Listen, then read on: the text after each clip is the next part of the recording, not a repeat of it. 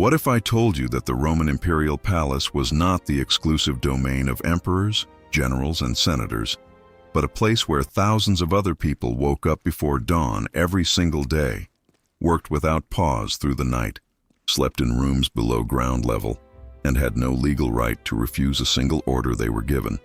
We tend to think of those enormous structures on the Palatine Hill as monuments to imperial power, places of marble floors, gilded ceilings, and political ambition.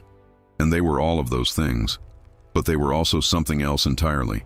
A city within a city, populated by an invisible workforce without whom not a single banquet could be served, not a single corridor could be lit, and not a single emperor could get dressed in the morning.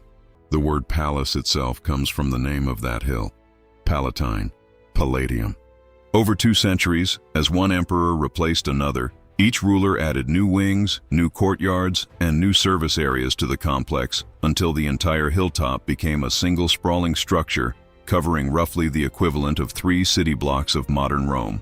By the time Emperor Domitian completed his Domus Flavia in 92 AD, the complex contained a throne room the size of a sports arena, a dining hall decorated with imported Turkish marble and Egyptian porphyry, private gardens, a private garden stadium used for imperial recreation, and a full bath complex. What the historical record does not spend much time discussing is that maintaining this structure required hundreds, and at times thousands, of people who occupied the rooms no tourist visits today. The underground service corridors, the cramped storage rooms beneath the grand reception halls, and the low-ceilinged dormitories where workers slept in shifts. These people were collectively known as the Familia Caesaris. The name is misleading. In Latin, familia did not mean family in the way we use the word today.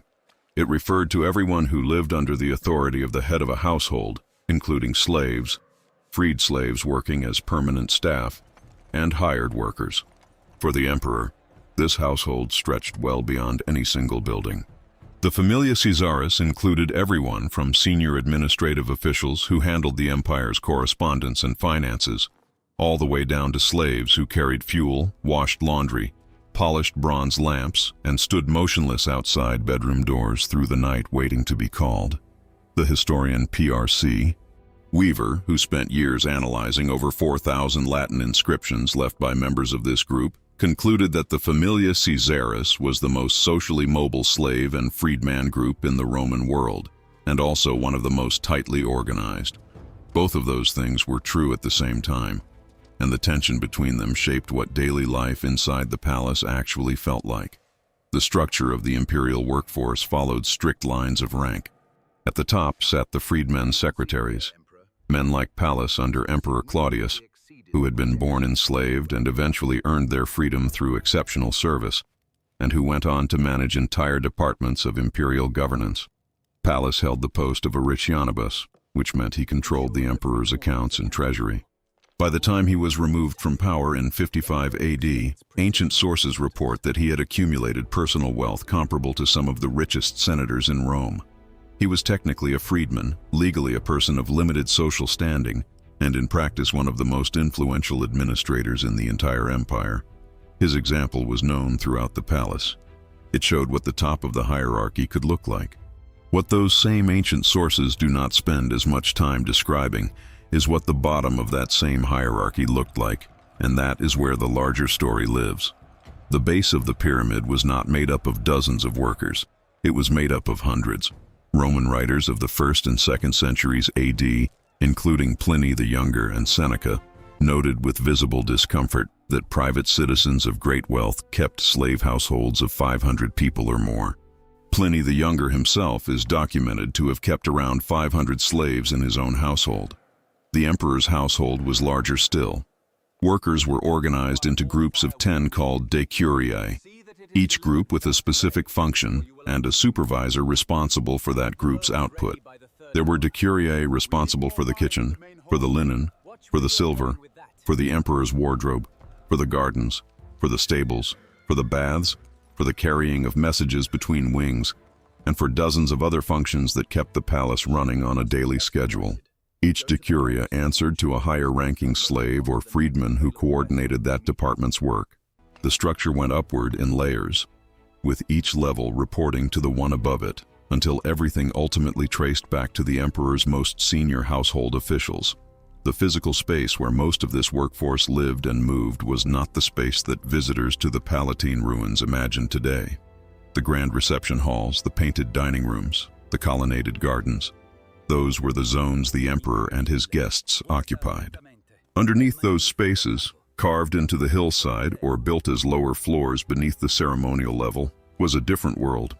The 19th century archaeologist Rodolfo Lanciani described the subterranean sections of the Palatine complex after excavating them, writing that they gave the truest picture of the masses of slaves, servants, freedmen, and guards who lived and worked in the substrata of the hill, serving the court in silence and near darkness.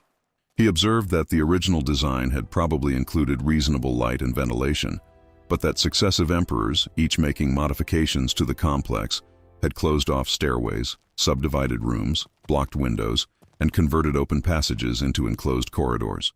What was once a service area with workable conditions had, by the later empire, become a maze of low rooms with poor air circulation, where dozens of people might sleep, eat their rations, store their tools, and begin their work shifts without ever needing to come above ground. The day in the palace began before sunrise, and it began with fire. There was no running hot water and no central heating in the modern sense, although the palace did have hypocaust systems in its bath areas, which used heated air flowing beneath specially constructed floors. The rest of the building relied on charcoal braziers for warmth and oil lamps for light. Before any of the household's senior members could wake up, workers had to be moving through the corridors, restocking lamps with olive oil, relighting any flame that had gone out through the night, and carrying the fuel that would heat water for the emperor's morning needs. This was not a quick task in a structure of this size. The Domus Flavia alone had more rooms than most Roman towns had public buildings. Moving from the fuel storage areas in the lower floors to the residential rooms and reception halls above required repeated trips up steep service stairs, carrying containers that could not be set down carelessly without risk of spillage on floors and walls that were expected to remain in perfect condition. The ceremony that followed, the morning salutatio, was the ritual by which the emperor received greetings from senators, officials, and clients at the start of each day. It could not begin until everything was prepared. This included not just the physical state of the rooms, but the emperor himself. The process of preparing the emperor each morning was not a private act performed alone. It was a coordinated sequence involving multiple workers with distinct and non-overlapping responsibilities. The cubicularius, literally the slave of the bedchamber, was assigned to the emperor's private rooms and sleeping area. There was not one cubicularius, but several, working in rotation, and they were considered among the most trusted members of the household because of their constant physical proximity to the emperor. Their duty began before the emperor woke. They had to ensure the room was at the appropriate temperature, that fresh water had been brought and was at the correct temperature for washing, and that the sequence of clothing had been laid out in preparation. Roman imperial dress for formal occasions involved multiple garments worn in a specific order, each requiring adjustment and fastening that could not easily be performed without assistance. The vestifices were the workers specifically responsible for handling the imperial garments during the dressing process. Separate workers managed the storage of these garments day to day. The abvestum was the official in charge of the entire imperial wardrobe, responsible for knowing which garments were appropriate for which occasion and ensuring they were in proper condition. Vestipicae were the assistants who folded and stored everything after use. For the empress, there was a dedicated ornatrix whose specific role was hair arrangement, a skill treated as a professional specialty requiring years of training. And the level of specialization went further still. Among the burial inscriptions recovered from the columbaria, the tiered burial structures where the ashes of palace workers were housed in individual niches, archaeologists found a record commemorating a slave of Empress Livia, who is described simply as working at the setting of her pearls. Not jewelry in general, not personal accessories. Specifically, the setting of pearls. This was one person's entire professional identity as it was recorded for posterity. She is not known by name in the way emperors and senators are known. She is known by her function in someone else's daily routine. The inscriptions across the thousands of burial niches associated with the imperial household tell this kind of story repeatedly. Workers identified by what they did for the household, rather than by anything about their own lives outside of that function. Once the emperor was dressed and had completed the salutatio, the palace's daily operational demands continued without interruption. Someone had to manage the flow of visitors, assess the rank of each person arriving, and direct them to the appropriate area.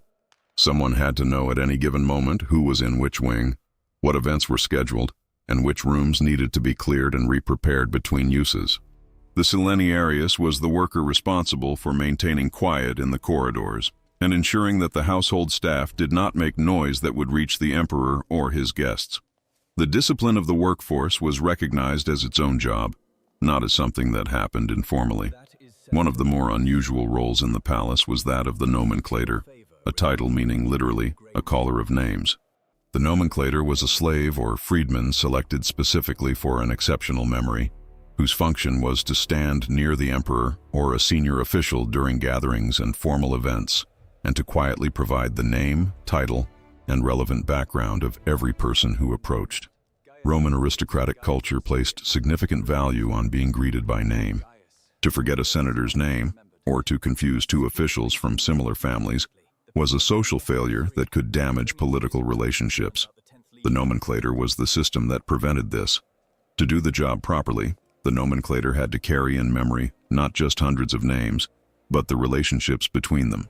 Who was the patron of whom, which families were currently allied, who had recently been elevated or removed from position. This information required constant updating.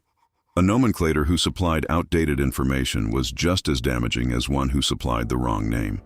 We know almost nothing about the individuals who held these positions because they exist in surviving records only through the function they performed for someone else. The kitchen operation that supported imperial dining presented its own daily set of demands. The imperial kitchen was not a single room.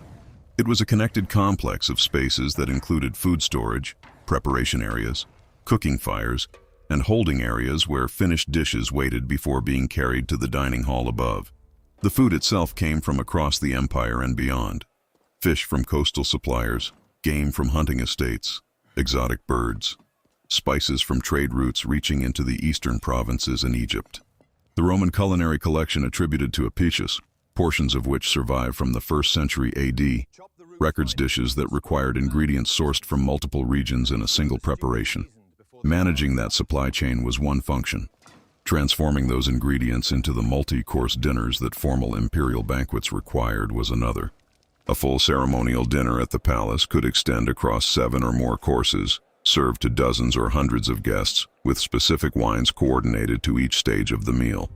Every dish arrived at the table in the correct sequence, at the correct temperature, because a large number of people with specific assigned roles had been working since the previous evening to make that happen. In this context, the role of the praegustator becomes one of the most specific details in the entire account of palace life. The praegustator was the official food taster, in most documented cases a slave, whose assigned function was to consume a portion of every dish and every drink intended for the emperor before the emperor touched it. The purpose was protection against poisoning. This was not a precaution against a hypothetical threat. Poisoning was a documented practice in Roman political life, and it shaped the behavior of emperors across multiple dynasties. Mark Antony was among the first Romans documented to have employed a formal taster, according to ancient sources. Under later emperors, the practice became standard procedure. The praegustator consumed not only the main dishes but also the wine, and in some accounts, the water served at the imperial table. Because the nature of the work required them to consume food from the emperor's kitchen, praegustatores received better rations than most members of the household. But every meal they participated in carried the possibility that this particular dish, on this particular day, was the one that had been compromised. The case of Emperor Claudius in 54 AD is the most fully documented example of this system and its failure. Claudius had a praegustator and chief steward named Helotus, a eunuch who occupied a position of significant trust in the household. According to accounts by the historian Tacitus and the biographer Suetonius, Claudius was poisoned with mushrooms at a dinner. The debate among historians about the exact circumstances of that death has continued for centuries, with different ancient sources naming different suspects, including Claudius's wife Agrippina the Younger and Helotus himself.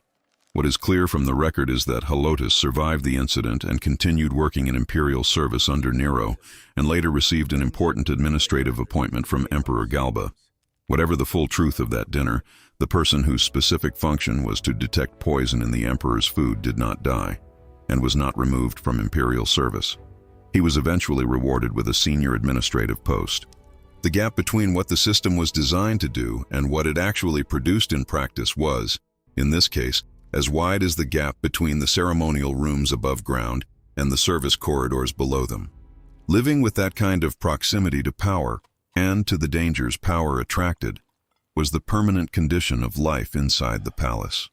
For most slaves in the household, the palace was not a workplace they left at the end of a shift. It was the entire world. The subterranean rooms, the dormitory spaces, and the cramped areas beneath the public floors were where they slept, received their food rations, stored whatever few personal possessions they held, and spent whatever limited hours were not claimed by their assigned duties. The evidence from burial inscriptions indicates that workers within the Familia Caesaris did form relationships with each other, that couples existed within the household, and that children born to slave parents inside the imperial household were recorded by name. These children, called vernae, were considered particularly reliable future members of the workforce precisely because they had grown up within the palace system and required no external training in its procedures or expectations. There was, however, a formal path out. Roman law through the mechanism of manumission allowed owners to free their slaves, and the inscriptional evidence from the Familia Caesaris shows that this happened with some regularity. A slave who performed their function reliably, built sufficient trust with their supervisors, and in some cases saved enough from a small personal allowance called the peculium, could eventually receive their freedom. Upon manumission, they became a libertus, a freedman, and took on the emperor's family name as their own. This was not a purely symbolic act. It created a legal bond that continued to require certain services to the former owner, and many freedmen remained in the same functional roles they had always filled, now as salaried employees rather than property. Some went further.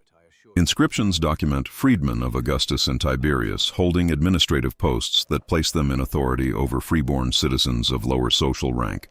The system of the Familia Caesaris was one of the few places in the Roman world where a person born into slavery could, across the course of a working life, move from the bottom of the social structure to a position of real administrative responsibility. But the distance between that possibility and the daily reality of most people in the palace was considerable. For every palace who rose to manage imperial finances and accumulated wealth comparable to a senator, there were hundreds of workers recorded on burial inscriptions as pearl setters, lamp trimmers, corridor attendants, bath staff, door guards, and kitchen workers. Their epitaphs list their function as the primary identifier, because in the world of the palace, what you did for the household was what defined your place in it. The inscriptions are brief by necessity, a name, an age when known, and the role. But taken together across the thousands of burial stones associated with the imperial household, these records reveal the palace for what it actually was, not a monument inhabited by one man and his political circle, but a dense, continuously operating organization in which the emperor was only the most visible presence. When those banquet halls on the Palatine filled with senators and visiting officials, when the food arrived course after course with precise timing, when the lamps burned without interruption through a formal evening, and when the emperor entered the hall correctly dressed and able to greet each arriving guest by name. All of that happened because a large number of people had been working since before dawn in specific positions according to a coordinated schedule. The stone floors those workers walked on are still there. The subterranean corridors and service passages that archaeologists have traced beneath the grand ceremonial level are narrow, and in several sections very dark, and some of them lead to rooms that had no windows at all. That is where most of the people who kept the palace running actually spent their time. The history of the Roman imperial palace is, in a direct and measurable sense, their history as much as anyone else's. And for most of them, the only record that remains is a stone with a name, an age, and a job title, placed in a wall of a burial structure that itself has been underground for 2,000 years.